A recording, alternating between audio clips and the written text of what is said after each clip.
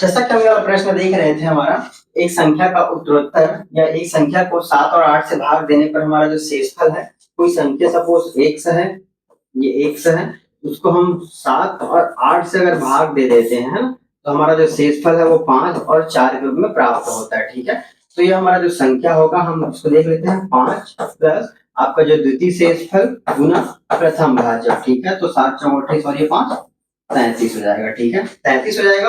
और इस संख्या को हम भाग का क्रम उल्टा कर देते हैं। अगर सपोज हम 33 को 8 और 7, क्योंकि प्रश्न बोले यदि भाग का क्रम उलट दिया जाए, भाग का क्रम उलट दिया जाए तो शेषफल या शेष संख्या क्या होगा।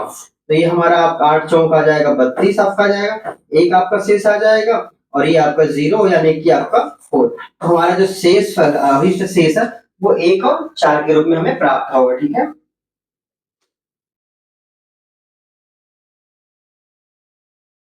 इसके बाद हम आगे देखते हैं किसी संख्या में किसी संख्या में 9, 11 और 13 से भाग देने पर क्रमशः शेष 10, 0 और 12 प्राप्त होते हैं। यदि भाग का क्रम उलट दिया जाए तो पूर्ण शेष क्या होगा। तो सबसे पहले हमें जो संख्या है वो हमें ज्ञात कर लेना है। तो संख्या ज्ञात करने के लिए हमने बताया हुआ है आपको,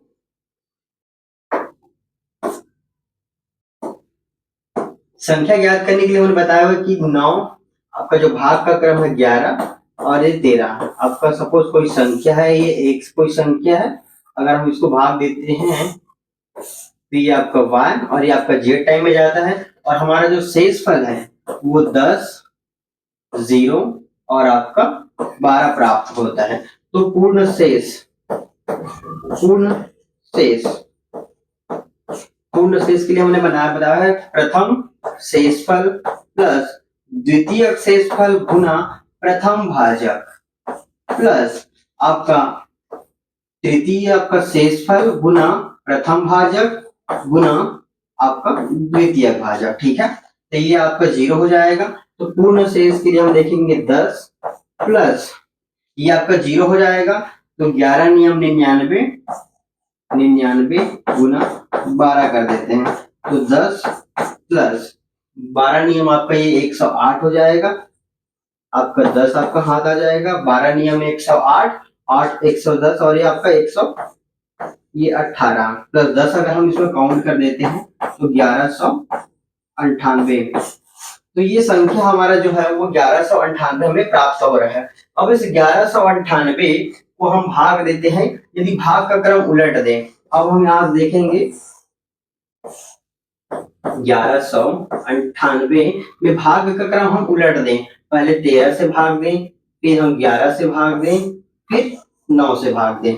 ठीक है, तो यहां से हम इसको भाग दे के देख लेते हैं। 11 आपका ये 9 बार में चला जाएगा क्या, 11 से 13 गुना 9 कर लेते हैं, 9 और 3 27 बच जाएगा 2, 9 1 9 और 2 11। ठीक है, तो ये आपका 9 बार में चला गया तो आपका यहाँ से बच जाएगा 2। ठीक है, तो ये आपका 28 हो जाएगा, 13 दूनी 26। ठीक है, तो बच जाएगा आपका 2।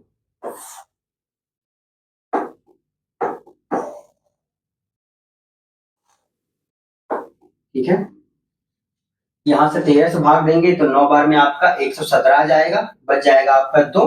तो ये 28 हो जाएगा, 13 दूनी 26 बच जाएगा आपका 2। ठीक है, 2 आपका ये शेषफल बच जाएगा। उसके बाद दूसरा हम देखेंगे 11 8 88 हो जाएगा, तो 4 आपका यहाँ से शेषफल बच जाएगा और लास्ट में आपका ये आपका 8 बच जाएगा। ठीक है, तो ये आपका यहाँ से आ रहा है। अब उसी प्रकार हम पूर्ण शेष इस भागफल जो हमने उल्टा करके लिया हुआ है उसके लिए हम शेषफल ज्ञात कर लेते हैं। तो हमारा जो प्रथम शेषफल प्लस द्वितीय शेषफल गुना प्रथम भाजक प्लस तृतीय भाजक 8 गुना प्रथम तृतीय आपका जो शेषफल है गुना ये 13 गुना 18 सॉरी 11। ठीक है, तो यहां से हम देखेंगे 2 प्लस 13 13 26 13 चौक 52 प्लस 11 8 88 हो जाएगा, 11 8 88 इन दोनों का गुना करते हैं, 11 8 88 गुना 13, 13 चौक आपका 52 हो जाएगा, 52 गुनी करेंगे तो 104। ठीक है, तो इसको हम एक बार फिर से मॉडिफाई कर देते हैं। प्लस 13 13 चौक 52, 52 दूनी आपका 104, 104 का अगर करेंगे तो 4 आ जाएगा, 10 हमारा हाथ आ जाएगा, तो 104 प्लस 10, 104 प्लस 10 114। ठीक है, संख्याओं को हम एक बार फिर से जोड़ देते हैं पूरा। ये जो तीनों संख्या हैं इन तीनों को हम एक बार जोड़ देते हैं। ये आपका 54, 54 और 4 58, बच जाएगा आपका 5। ठीक है, तो 5 4 9, 9 और 5 आपका हो जाएगा, एक मिनट कुछ गलत हो रहा है क्या, 13 14 52, 52 52 104 और 10 हो जाएगा, 104 और 10 114। तीन संख्याओं को हम जोड़ देते हैं ना। ठीक है, यहाँ तक 52, ये 4 2 6 2 8 हो जाएगा, 2 2 4 4 4 8, और ये आपका 4 और 5 ये 9 हो जाएगा, और ये आपका 1 1 है 1198। तो अगर हम भाग का क्रम भी अगर उलट देते हैं तो हमारा जो संख्या है वो पूर्ववत ही रहेगा। जैसे हमने पहले का हमने निकाला हुआ था 1198, उसी प्रकार दूसरा का भी 1198 ही आ रहा है। ठीक है, तो इस प्रकार के जो प्रश्न आते हैं आप वहां से एक बार पहले भाग देके एक संख्या निकाल लेंगे, जैसा कि हमने यहाँ से निकाला। उसके बाद उसी संख्या को हमें भाग का क्रम उल्टा करने के लिए, यानी कि 13 से पहले भाग देंगे, फिर 11 से, फिर 9 से, भाग का क्रम हम उलट देंगे, तो हमारा जो संख्या है वो भी पूर्ववत रहेगा। पर ये हर प्रश्न में इस प्रकार का नहीं होता, कुछ प्रश्नों में आपका ये विपरीत आ जाता है, तो वो थोड़ा ध्यान रखिएगा आप, है ना।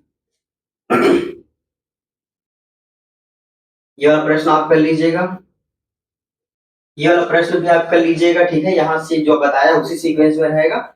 उसके बाद हमारा जो अगला है वो भाज्यता पर आधारित रहेगा। भाज्यता पर आधारित रहेगा, इसके लिए हम जानने से पहले कुछ इंपॉर्टेंट फॉर्मूले जानने होंगे। देखिए, हमारा जो छठवां प्रकार है वो भाज्यता पर आधारित प्रश्न है। इस प्रश्न को हमें सॉल्व करने से पहले अब कुछ नियमावली ज्ञात होना चाहिए, जो आपको यहाँ से बता दिया जाए, है ना। यदि कोई संख्या है ना, यदि कोई संख्या है तो अगर दो का भाजक, दो दो का भाजक कब होगा, जब एक से तो भाजक होगा, लेकिन दो से कब भाजक होगा, जब उसके इकाई अंक में, इकाई अंक है ना, इकाई अंक में संख्या, दो से भाजक कब होगा, संख्या के इकाई अंक में, संख्या के इकाई अंक में, जब संख्या के इकाई अंक में 2 4 6 8 या 0 होगा। 2 से कब भाजित होगा, जब उसका संख्या, जब उसके इकाई अंक में या तो 0 होना चाहिए, या तो 2 होना चाहिए, या तो 4, या तो फिर 6, या तो फिर 8 होना चाहिए। ठीक है, तो 2 से भाजित होगा। अब उसके बाद आता है संख्या 3। 3 से कब भाजित होगा, जब उसके अंकों का योग, अंकों का योग, अंकों का योग 3 से भाग हो जाए, 3 से भाग हो। ठीक है, जैसा कोई संख्या है मान के चलिए,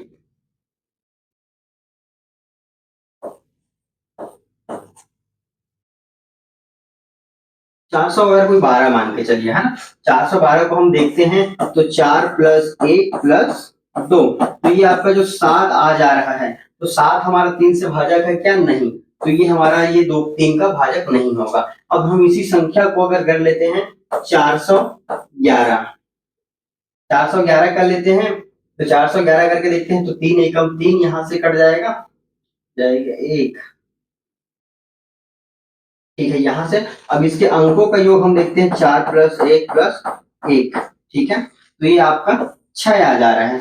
तो 6 जो है वो 3 का भाजक है, 3 का जो भाजक का करेंगे तो 2 आ जाएगा। अब इसी प्रकार हम संख्या को भाग करके देख लेते हैं, दूसरे से हम उसकी संख्या से भाग करके देख लेते हैं, तो 3 एकम 3 आ जाएगा, बच जाएगा 1, 3 दिया आपका 9 हो जाएगा, बच जाएगा 2, 3 सत्ते 21।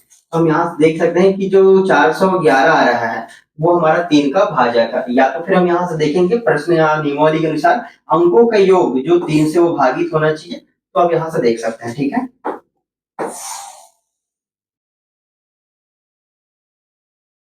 अब हमारा जो संख्या 4 है ना, 4 है, तो 4 में हमें जो लास्ट 2 संख्या होगा, है ना, लास्ट जो दो संख्या है वो 4 से विभाजित होना चाहिए।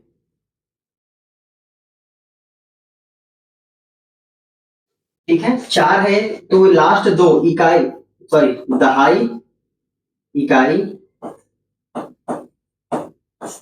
एवं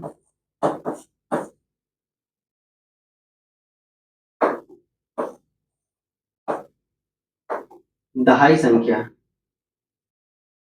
इकाई एवं दहाई संख्या, संख्या 4 से भाजक हो।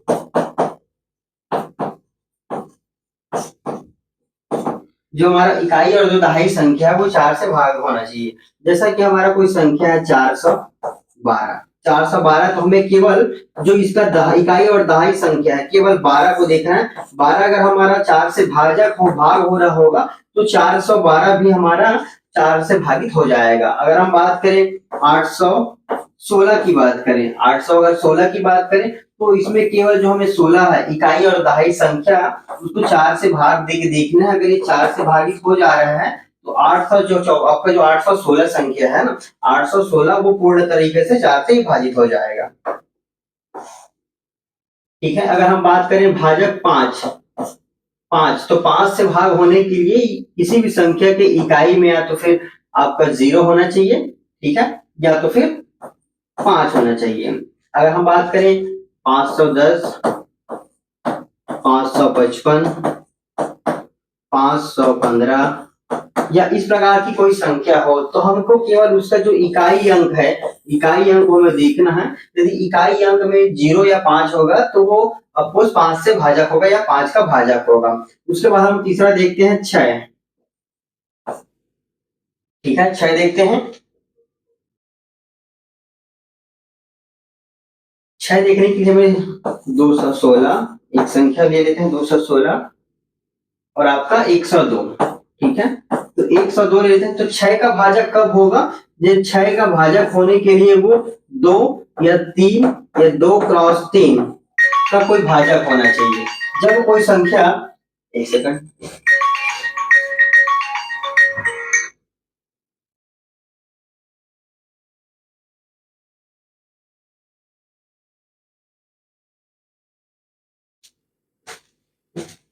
ठीक है, यदि 6 का भाजक होने के लिए सबसे पहले है कि वो 2 एवं 3, 2 और 3 दोनों से भाग होना चाहिए या दोनों के गुना जो 6 से है वो भाग होना चाहिए। ठीक है, तो हम ये संख्या को देख लेते हैं। 2 से भाग कब होगा? जब उसके इकाई अंक में 2, 4, 6 या 8 या 0 वो तीनों होगा तो होगा। तो हम इसको देख लेते हैं 216 को। ठीक है, 2 से भाग करके देखेंगे 2 से चला जाएगा और 3 से 2 से भाग चला जा रहा है। अब 3 से भाग करके देखिए 3 में क्या होना चाहिए कि अंकों का जोड़ वो 3 से भाग होना चाहिए। तो 6 1 7, 7 2 9, 9 जो हमारा वो 3 से भाजक हो रहा है तो ये भी चला जाएगा। तीसरा हम देखते हैं कि 6 से जा रहा है कि नहीं जा रहा है। तो 6 3 आपका 18 बच जाएगा 3, तो 6 छक्के 36। तो ये इस प्रकार से आपका छठवां का भी हो जाएगा। अब अगर हम बात करें 7, 7 से कौन संख्या है भाजक होगी? तो 7 से, जैसे कि हम इसको उदाहरण के संख्या लेते हैं 343। तो इसमें जो इकाई अंक है, इकाई अंक का दोगुना, इकाई अंक का दुगुना, इकाई अंक को छोड़कर बची संख्या में से, है ना, इकाई अंक को छोड़कर बची संख्या में से इकाई अंक का दोगुना, इकाई अंक का दुगुना घटाने पर बनी संख्या वो है 7 से भाज्य हो, 7 से भाज्य।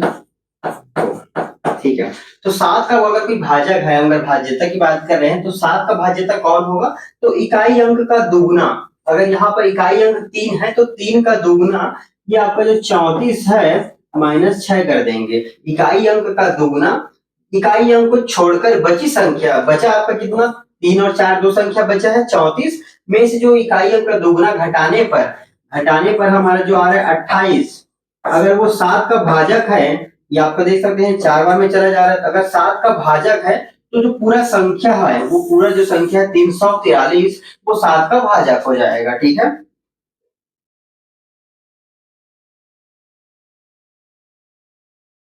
उसके बाद हम देखते हैं 8 का भाजक, है ना।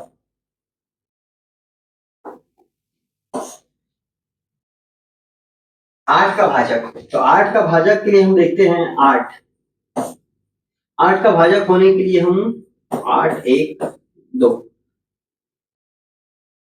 ठीक है। 8 अगर कोई संख्या का भाजक कब होगा, जब इकाई दहाई और सैकड़ा, इकाई दहाई और सैकड़ा संख्या अगर 8 से भाज्य होगा तो जो पूरा संख्या है वो 8 से भाज्य होगा। इसमें देखेंगे इकाई दहाई सैकड़ा, इकाई दहाई एवं सैकड़ा, सैकड़ा 8 से भाज्य हो, 8 से भाज्य हो तो पूरी संख्या भाज्य होगी, तो पूरी संख्या 8 से भाज्य होगा, हाँ भाज्य होगा। ठीक है, यहाँ पर देखेंगे कि संख्या कितना भी बड़ा दिया, जैसे मान के चलिए 4 2 8 1 2 8, ठीक है। ये कोई संख्या मान के चलिए आपको दिया गया है और ये दूसरा संख्या दिया गया है, तो इकाई दहाई सैकड़ा जो संख्या है वो आपका यदि 128 जो है अगर आपका 8 से भाज्य हो रहा है तो 8128 भी आपका यहाँ से 8 एकम 8 छक 48, तो ये आपका 16 भाज्य हो रहा है। तो हम कह सकते हैं कि 8128 भी आपका 8 से भाज्य है। उसी प्रकार हम दूसरा देख लेते हैं संख्या 428128, ठीक है। तो यहाँ से हम देखेंगे कि जो लास्ट 128 है वो इकाई दहाई सैकड़ा, वो 8 से अगर भाज्य है तो ये भी संख्या होगा, तो हम इसको 8 से भाग देके देख लेते हैं। तो 8 पंचे आपका 40 हो जाएगा, बच जाएगा 2, तो 8 चौक 32 ज्यादा हो जा रहा है, 8 तिया 24, 8 तिया 24 बच जाएगा, यहाँ से 4 ये आपका 140 हो जाएगा, 8 पंचे 40 बच जाएगा 1, 8 एकम 8 बच जाएगा 4, 8 छक्के 48। तो यहाँ से आप देख सकते हैं कि ये जो संख्या है ना आपका 4,28,128 जो है वो 8 का भाजक है। इसको भाग करके देखिए तो 53,156 यहाँ से हमें प्राप्त हो रहा है।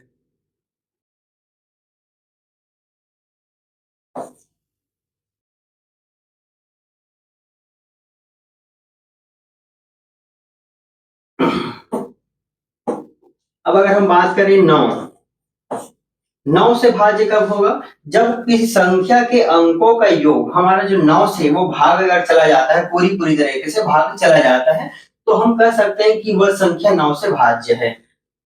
अंकों का योग है ना, सभी अंकों का योग, अंकों का योग 9 से भाज्य हो, ठीक है। ये जो जितनी भी संख्या है, जैसे मान के चलिए हम एक संख्या लेते हैं 576, तो इसको हम करके देखते हैं, तो 5 + 7 + 6, तो ये आपका हो जाएगा 6 तिया 18, 18 को अगर हम जोड़ते हैं तो 1 + 8 = 9, तो 9 जो हमारा आ रहा है संख्या 5 + 7 + 9, इसका जो बीजांग आ रहा है ना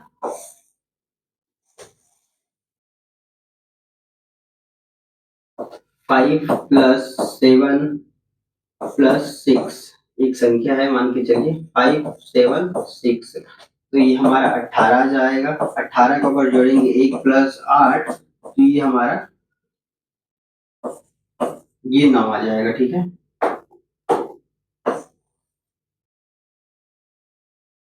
ये 9, तो 9 हमारा 9 से भाज्य हो रहा है, तो हम जो कह सकते हैं कि जो 576 है वो 9 से भाज्य होगा। उसके बाद अगर हम बात करें 10 की, है ना, तो 10 में भाजक के लिए केवल एक ही नियम है कि इकाई अंक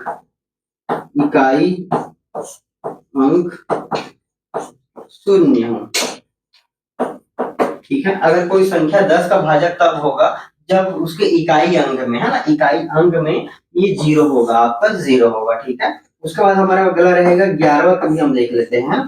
तो 11वां की देखने के लिए हमें जो भी संख्याएं हैं उसके सम संख्याओं का योग, जैसे जैसे कि हम संख्या लेते हैं 1 2 3 4 5 6 7 8 और ये 9, ठीक है। हमने ये संख्या ले लिया, तो ये जो एक आपका विषम में आ जा रहा है, 2 ये 3 ये आपका ये आपका जो संख्या नंबर को देखना है, आपको ये संख्या को नहीं देखना है, वो जिस क्रम में है, जैसे एक एक क्रम। उदाहरण दूसरा ले लेते हैं।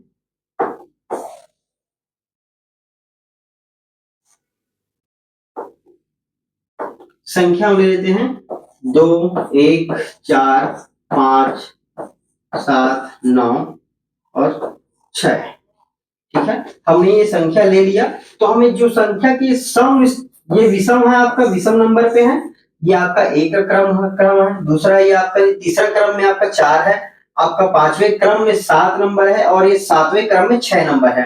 तो ये विषम संख्याओं का योग। अब उसके बाद हम देखेंगे दूसरे नंबर पर कौन संख्या है, चौथे नंबर पर, और ये छठवें नंबर पर, ठीक है। दोनों काम क्या करना है, विषम संख्याओं का योग, विषम संख्याओं का योग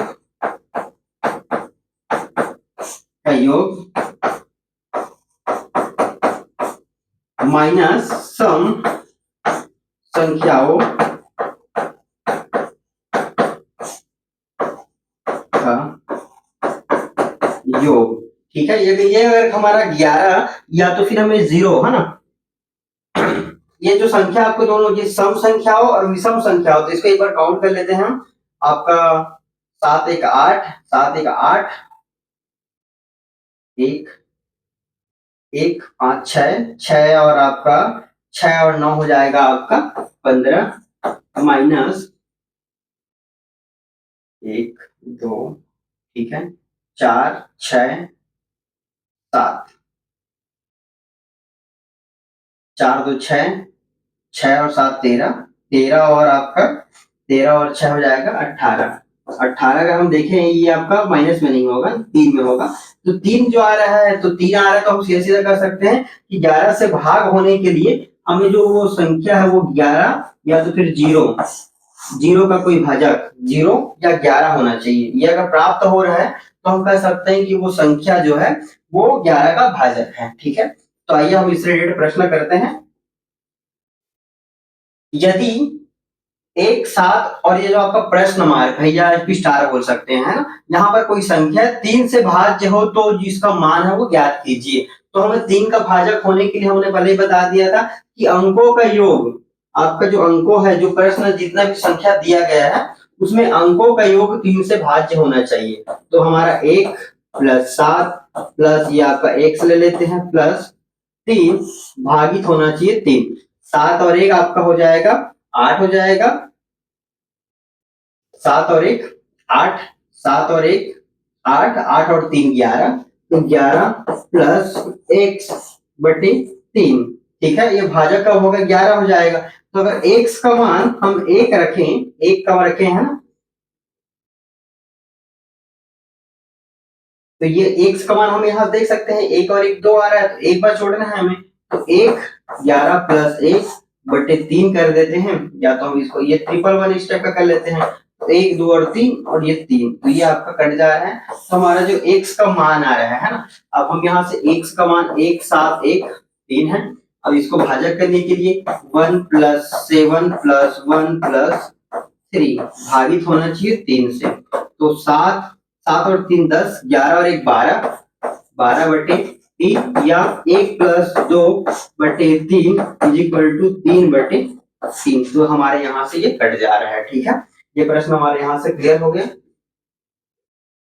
दूसरा प्रश्न हम देखते हैं कि यदि एक 8 गुना 4 4 से भाज्य हो, है ना, 4 से भाज्य होना चाहिए। तो इसके लिए हमने दूसरा प्रश्न के लिए बताया हुआ था, दूसरा प्रश्न के लिए हमने बताया हुआ था कि 4 से भाज्य होना चाहिए। 4 से भाज्य कब होगा, जब उसके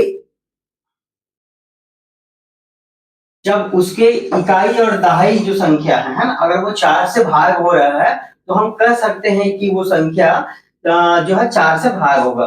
तो अगर हम इसमें 0 और 4 रख दें, अगर स्टार जो हमारा x है, x जो हमारा है उसको अगर 0 रख देंगे तो 0 4 हमारा क्या 4 से भागित होगा, बिल्कुल हमारे यहाँ भाग हो जाएगा। अब उसके बाद हम पूरी संख्या जो है, अगर एक यहाँ से 0 ले रहे हैं, इसका मान है ना प्रश्नवाचक जो चिन्ह है उसका मान हम अगर 0 ले रहे हैं तो ये चला जा रहा है। अब हम पूरी संख्या को देख लेते हैं कि ये 4 से भाग जा रहा है या नहीं जा रहा है।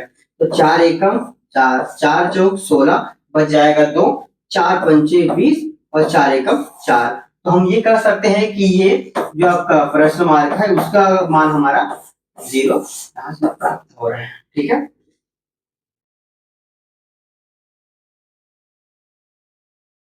देखिए हम तीसरा हमारा प्रश्न बोला कि यदि 8 से विभाजित होने वाली कोई संख्या ये इतना हो, है ना, यदि 8 से विभाजित होने वाली कोई संख्या 5 5 2 4 और ये आपका स्टार हो, तो स्टार के यहाँ पर जो छोटा सा छोटा संख्या क्या होगा। तो हमने पहले ही बताया था कि अगर कोई संख्या 8 से भाज्य कब होगा,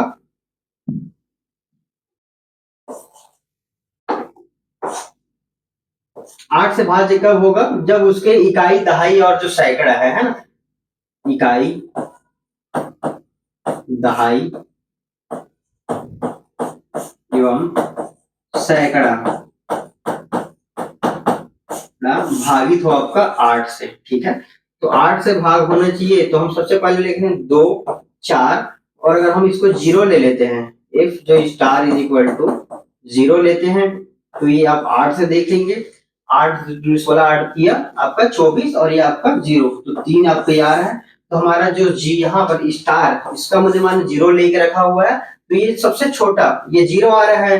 अब हम अगर बात करें 2 2 तो नहीं जाएगा, 3 4 5 6 7, और अगर हम इसका मान अगर 8 रखते हैं तो हमारे 8 से भाज्य होने के लिए 2 4 8 भागित 8। ठीक है, 8 अगर हम करके देखते हैं तो 8 तिया 24, 8 एकम 8।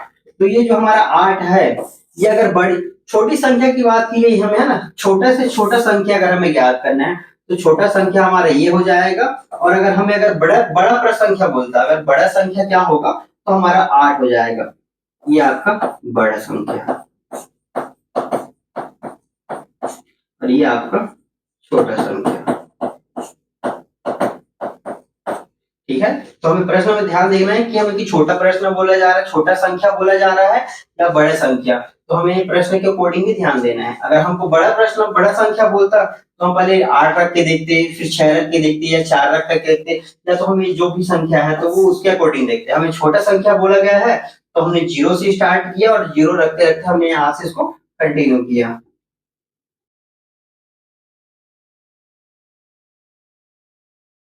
अब यहाँ पर हमें बात कर रहे हैं 0 स्टार का वह छोटा से छोटा मान ज्ञात कीजिए जिससे जिससे 5 स्टार 6 9 से भाज्य हो जाए, है ना। तो 9 से भाग्य के लिए हम क्या देखते हैं कि 9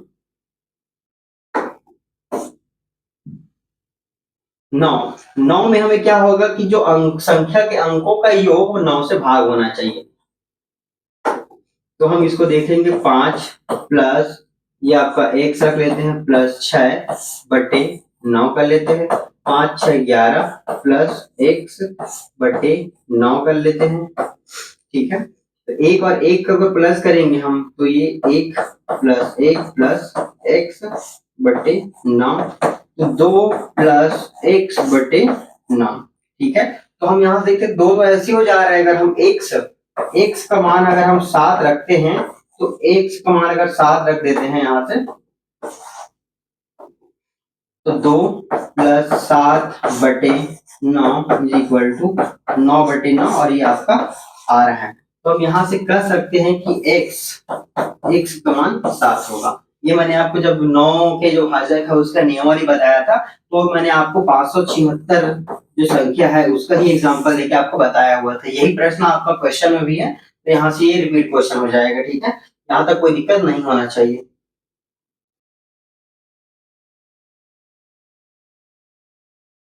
अब हमें ये बोला गया है कि कोई एक संख्या है जो 11 से भाज्य होना चाहिए, 11 से भाज्य होना चाहिए।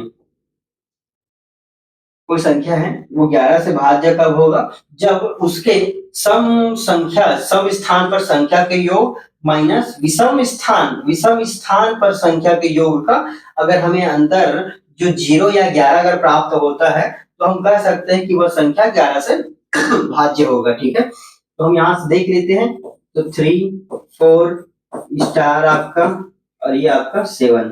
ठीक है, तो ये दो संख्याओं का योग और ये दो संख्याओं का योग इज इक्वल टू हमारा होना चाहिए 11।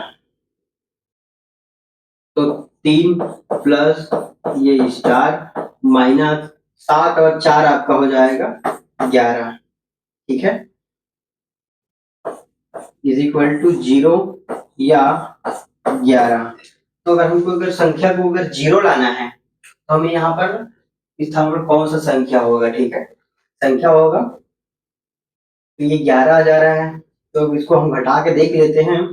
जैसा कि 8 और 3 अगर हम इसके मान पे अगर 8 रखते हैं तो 8 और 3 ये 11 हो जाएगा और ये भी 11 हो जाएगा, तो ये हमारा यहाँ से घट जाएगा। उसके बाद हम 11 रख लेते हैं, मान के चलिए हम 11 रखते हैं तो 3 4, इसके बाद ये 8 रखे हैं तो ये 8 हो जाएगा और ये 7। अब इसको हम 11 से भाग दे के देखते हैं क्या ये सही आ रहा है। तो 11 3 आपका 33 हो जाएगा, बच जाएगा 1, 11 आपका ये हो जाएगा, ये आपका हो जाएगा 18, तो 11 एकम 11 बच जाएगा 7, 11 सत्ते 77। इस प्रकार से हम कह सकते हैं कि वह छोटी से संख्या ये इसका मान हमारा 8 प्राप्त होगा। ठीक है, यहाँ तक कोई डाउट होगा?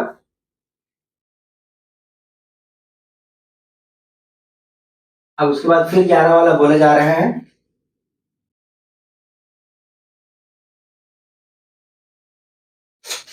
ग्यारह वाला फिर बोला जा रहा है, हमारा संख्या दिए गए हैं,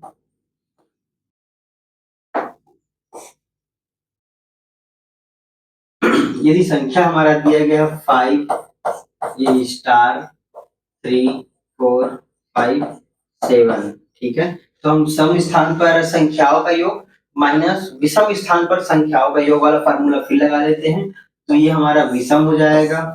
ठीक है, तो 5 दूनी 10 और ये आपका 13 हो जाएगा, माइनस ये आपका 7 4 11 प्लस आपका x माइनस 11 प्लस x। ठीक है, तो यहाँ से ये 13 है और ये आपका 11 प्लस x है, तो हम यहाँ बिल्कुल देख सकते हैं कि x का मान हमारा 2 आ जा रहा है।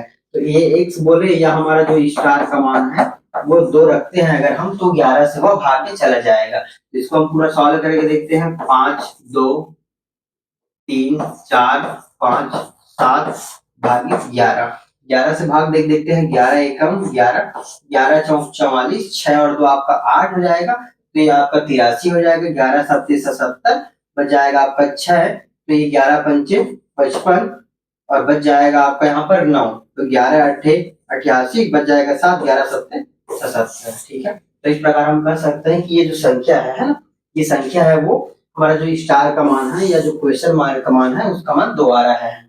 ठीक है, इसके बाद हमारा अगला प्रश्न रहेगा घातांकी भाग पर आधारित प्रश्न।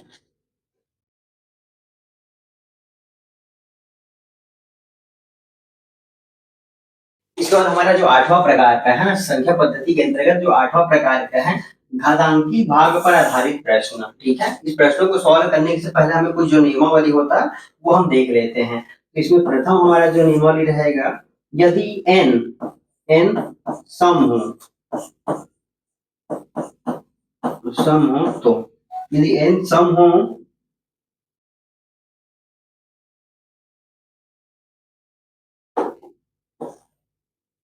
सम, यदि n विषम स्लैश सम हो तो, यदि n विषम या सम हो तो x के पावर n माइनस 1 जो है सदैव x माइनस 1 से भाज्य होगी। और दूसरा हमारा यदि n विषम हो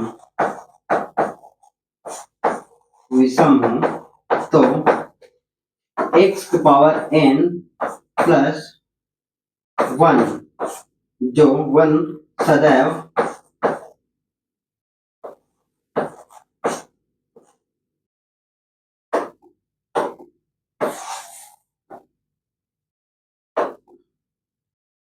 और n सदैव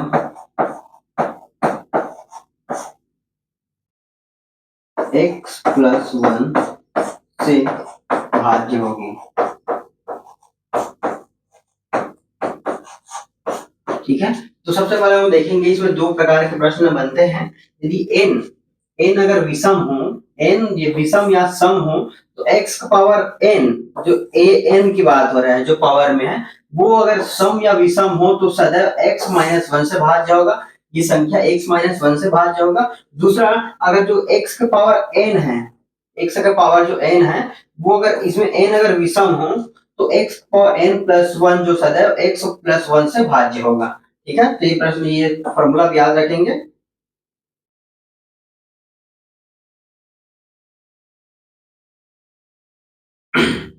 तो इसमें पहला प्रश्न हम देखते हैं।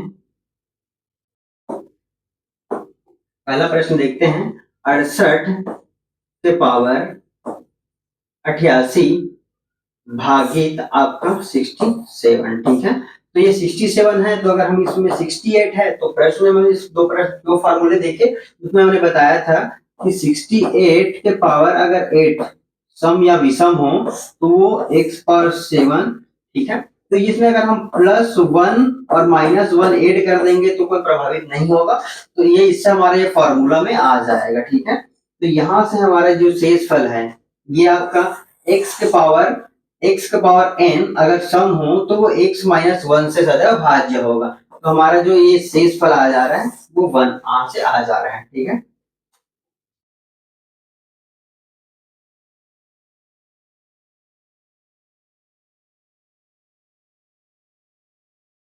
उसके बाद हम तीसरा प्रश्न देखते हैं। तीसरा प्रश्न हम देखते हैं, 45 के पावर में आपका 50 है माइनस 9 बटे आपका 44। ठीक है, तो हम इसको एक काम कर सकते हैं, जो माइनस 9 है, माइनस 9 को हम तोड़ सकते हैं। 45 के पावर आपका 50 माइनस 1 माइनस 8 बटे आपका 44। ठीक है, तो यहाँ से देखेंगे कि x का पावर है, सम संख्या -1 जो है वो x माइनस 1 से सदा भाग होगा, तो ये आपका यहाँ से क्लियर हो जाएगा। तो ये आपका -8 आ जा रहा है ना, तो माइनस आने के कारण हमें इसमें जो 44 संख्या है उसमें से 8 को घटा देते हैं। तो 44 में से 8 अगर हम घटा देते हैं तो हमारा उत्तर जो है वो 36 आ जाएगा। तो हम यहाँ पर तीसरा प्रश्न देख रहे हैं। तीसरा प्रश्न हमारा 45 के पावर 50 माइनस आपका 9 है बटे 44 से हमें भाग देना है। तो इसको हम जो फॉर्मूला देखे हैं ना, x के पावर n माइनस 1 जो आ रहा है वो हमारा x माइनस 1 से सदैव भाज्य होगा। तो उस फॉर्म में करने के लिए -9 को हम दो फॉर्म में तोड़ सकते हैं, -1 माइनस 8, और दोनों को अगर हम जोड़ेंगे तो -9 होगा। तो इसको हमने तोड़ दिया है। तोड़ने के पश्चात ये जो आपका पार्ट है वो फार्मूला के रूप में हमें यहाँ प्राप्त हो रहा है, तो वो x माइनस 1 से सदैव आपका भाज्य हो रहा है। तो हमारा जो शेषफल यहाँ से 8 बच जा रहा है, तो ये माइनस जो आ रहा है, माइनस आने के कारण ही हमें जो 44 माइनस 8, तो हमें 44 में से 8 अगर घटा देते हैं तो हमारा जो अभीष्ट शेषफल है या अभीष्ट जो संख्या है वो हमें 36 के रूप में प्राप्त होता है। ठीक है,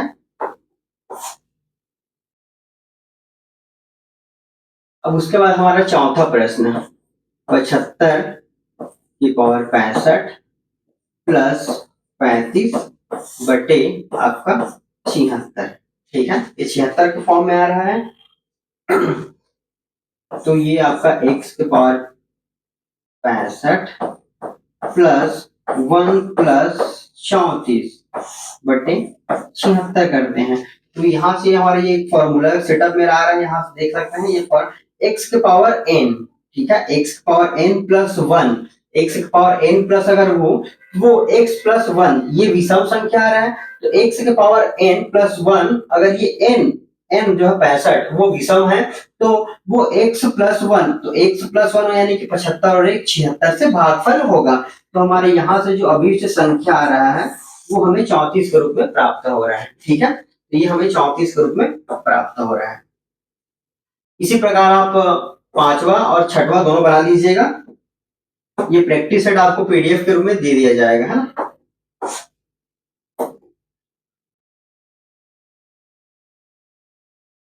उसके बाद हमारा आता है 9वां प्रकार का प्रश्न। एक मिनट हम देख लेते हैं।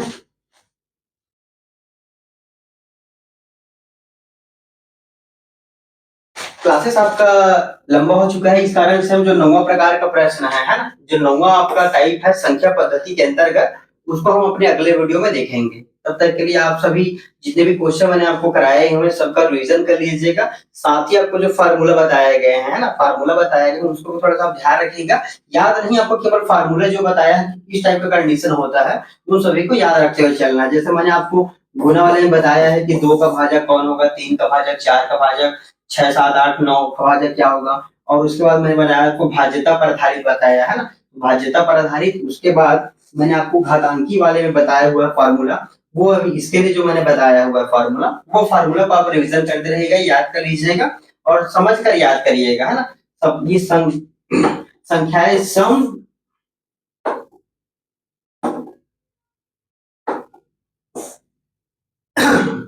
इसमें हमें जो x ये संख्या मान के चलिए, कोई संख्या जैसे भी है, ये संख्या है, ये 15 मान के चलिए, तो हमें ये सम है या विषम है, तो ये संख्या को हमें ध्यान देना है। और उसके पश्चात ये जो आपका संख्या है उसको उस संख्या जो फार्मूला है उसके अकॉर्डिंग तोड़ लेना है। और ध्यान दीजिएगा अगर ये संख्या का जो माइनस में आता है शेषफल, तो माइनस में आने पर जो संख्या होगा जैसे कि 44 या 17 या जिस प्रकार से, तो जो शेषफल ये वाला प्रश्न में आया शेषफल आया था, तो ये माइनस आ गया था, तो शेषफल में से आप जो पूर्ण शेष प्राप्त होगा वो भागफल या भाजक में से आप उसको घटा देंगे, तो आपका करेक्ट आंसर यहाँ से निकल जाएगा। ठीक है, तो ये फॉर्मूला वगैरह ध्यान दे दीजिएगा और तब तक के लिए आप प्रैक्टिस करते रहिएगा। प्रैक्टिस सेट मैंने टेलीग्राम ग्रुप में आपको उपलब्ध करा दिया है, वहां से आप उसको डाउनलोड कर लेंगे और पूरे यहाँ से जाके आप उसको तैयारी कर सकते हैं। ठीक है, तब तक के लिए अब अगले क्लास में मिलते हैं। जय हिंद।